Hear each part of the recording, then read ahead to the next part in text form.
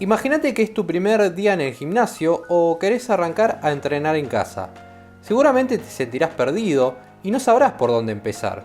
¿Es posible empezar a entrenar solo sin la ayuda de nadie? Te lo voy a responder con un ejemplo. Si quisieras aprender a conducir, ¿cómo sabrías dónde está el acelerador o cómo pasar los cambios si no tenés el apoyo de otra persona? En el entrenamiento es lo mismo.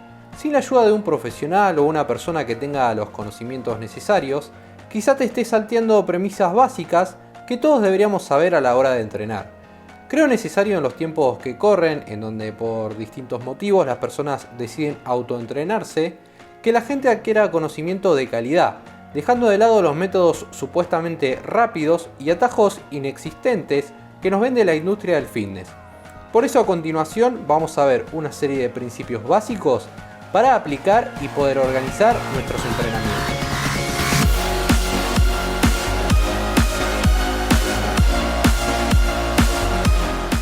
Los principios del entrenamiento deberían ser las premisas básicas que debemos tener en cuenta a la hora de entrenar o de entrenar a una persona. Los mismos optimizarán la capacidad de conseguir en el entrenado las adaptaciones necesarias. Y si bien parece que voy a hablar de principios complejos en relación al entrenamiento, muchos de ellos se aplican simplemente con sentido común. Veamos de manera sencilla cuáles son estos principios y a qué hacen referencia. Principio de la carga individualizada. Entendiendo a la carga como el conjunto de ejercicios dentro de la sesión, debemos tener en cuenta que el entrenamiento debe ser individualizado, adaptándose el mismo a la tolerancia individual y necesidad específica de cada persona. Por ejemplo, un entrenamiento idéntico puede ser una exigencia escasa para una persona y al mismo tiempo puede ser excesivo para otra. Pedro no es igual que Juan y probablemente tampoco tengan el mismo objetivo. Si bien su composición corporal puede parecerse, sus patologías, lesiones, fortalezas y puntos débiles son totalmente diferentes. Pongo primero este principio y no lo hago de manera aleatoria, ya que considero que este es uno de los errores más frecuentes a la hora de comenzar a entrenar.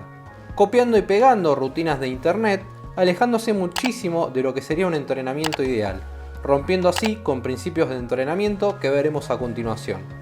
Y acá un punto importante, hay que entender que los principios se encuentran meramente relacionados y no deben pensarse de manera aislada. Principio de la sobrecarga progresiva. Se establece una relación entre la carga, la adaptación y el aumento de rendimiento. Básicamente las exigencias planteadas deben aumentar de forma sistemática. El estímulo dependerá del estado de entrenamiento de cada uno. Y acá ya podemos establecer una relación con el principio anterior de la carga individualizada. Pongamos un ejemplo. Realizar 100 flexiones de brazos todos los días durante 3 meses no tiene mucho sentido. Primero, que será un volumen excesivo para un principiante. Segundo, podemos generar un desbalance al hacer solamente un ejercicio de empuje. Y tercero, no se está aplicando la sobrecarga.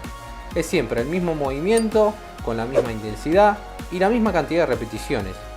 En este caso, el cual igualmente carece de sentido al ser un solo ejercicio durante 3 meses, un ejemplo de sobrecarga progresiva, para que se entienda, será aumentar la cantidad de repeticiones, disminuir el tiempo de descanso, aumentar la dificultad del ejercicio, como por ejemplo en un plano declinado o colocándose un chaleco lastrado, así como también aumentar la velocidad de movimiento manteniendo siempre una buena técnica. Principio de la relación óptima entre carga y recuperación. Aunque el nombre suene complejo, estoy seguro de que alguna vez escuchaste hablar del término supercompensación. Veamos de manera clara de qué se trata. Tenemos una fase de carga, que vendría a ser el entrenamiento, y una fase de recuperación, incluida la supercompensación. Luego de una carga se produce una merma transitoria de la capacidad de rendimiento, es decir, una caída del potencial energético. Seguido de esto se producirá un nuevo ascenso que se dará en la fase de recuperación, por encima del nivel de partida. Por eso, en este punto es importante respetar los descansos. Recordá que nuestro cuerpo no mejora mientras entrenamos, sino mientras descansamos. Volviendo, esta situación de mayor capacidad de rendimiento se conoce como supercompensación. Ahora bien, con intervalos más largos de cargas de entrenamientos, mal planificadas, organizadas, sucesivas y demás, como en el ejemplo de las 100 flexiones de brazo por día, es muy probable que estemos provocando un sobreentrenamiento. lo que es igual a una caída de la capacidad del rendimiento. La carga y la recuperación van siempre unidas a una posterior mejora de la capacidad del rendimiento. Los síntomas de fatiga repetidos, producidos por una carga adecuada, elevan el potencial de rendimiento en la fase de recuperación y son requisito necesario para aumentar el rendimiento. Principio de la carga continua. Las cargas de entrenamiento deben estar sistematizadas en un proceso continuo de estímulo y tiempo de recuperación. Si se interrumpe la continuidad del entrenamiento, como por ejemplo puede ser por una lesión o descansos excesivos entre las diferentes sesiones, se producirá una pérdida de la capacidad del rendimiento. Principio de la especificidad de la carga. Cada práctica o deporte presenta un perfil característico, por lo tanto los entrenamientos deben ser específicos al sistema energético, grupo muscular, tipo de movimiento, entre otros. Pero por ejemplo, si no sos especialista en sentadilla, no hace falta que te especialices. ¿Y qué quiero decir con esto? Si estás en búsqueda de hipertrofia, no hace falta que levantes 250 kilos en sentadilla. Será mucho más inteligente usar ejercicios para el mismo patrón de movimiento en distintos ángulos y planos para aplicar a lo largo de la sesión, buscando un volumen óptimo, y no dejar todo en un ejercicio acumulando estrés, monotonía y demás. Por eso, el especializarse en ejercicios es solo para los que compiten con ellos. Principio del estímulo eficaz para el entrenamiento. El tiempo de carga debe superar un umbral determinado, lo cual permitirá el aumento del rendimiento. Si siempre nos quedamos en el mismo umbral y no pasamos de eso, no veremos el progreso. Por ejemplo, si seguimos una misma rutina durante un cierto periodo de tiempo, probablemente estemos estancados. Y ojo, porque suele ver mucho el famoso dicho de la rutina se cambia cada un mes, como si fuera un requisito indispensable. Pero no hay nada más erróneo que este concepto o esta necesidad de estar continuamente desesperado por cambiar e innovar, sacando todos los ejercicios y poniendo una metodología totalmente distinta. Lo que quiero decir es que cualquier entrenador que sepa planificar sabe que los ejercicios, y sobre todo los básicos, será importante que se mantengan. Los famosos cambios no están en la rutina completa, sino en las variables del entrenamiento como el volumen y la intensidad, o cambiando algún que otro ejercicio, pero lejos está de borrón y cuenta nueva.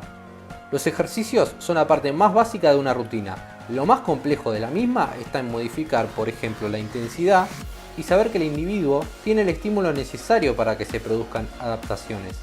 Principio de la carga variada. Cuando la persona ya tiene las bases establecidas, el incremento variado de la carga es un requisito indispensable para la posterior mejora del rendimiento. Mediante modalidades desacostumbradas de carga, se buscará generar nuevas adaptaciones en el organismo. Un ejemplo será modificar la velocidad, cambios en la metodología de entrenamiento, en las pausas, variabilidad de ejercicios y demás. Como explicábamos en el ejemplo del principio de especificidad, si solamente realizo sentadillas para trabajar el patrón de rodilla dominante, será importante darle variabilidad, agregando diferentes ejercicios que trabajen sobre este patrón, como por ejemplo una sentadilla búlgara o estocada. Acabamos de ver los 7 principios más básicos del entrenamiento, tanto deportivos como para iniciar en cualquier práctica gimnástica. Pero estos no son los únicos. Con la intención de poder tener una base, incluí en este video los principios claves a la hora de comenzar a entrenar. Pero te espero para poder cerrar los restantes. Los voy a publicar en un próximo video como la parte 2 de los principios, los cuales también serán fundamentales a la hora de planificar o comenzar a entrenar. No olvides suscribirte y te espero para el próximo video.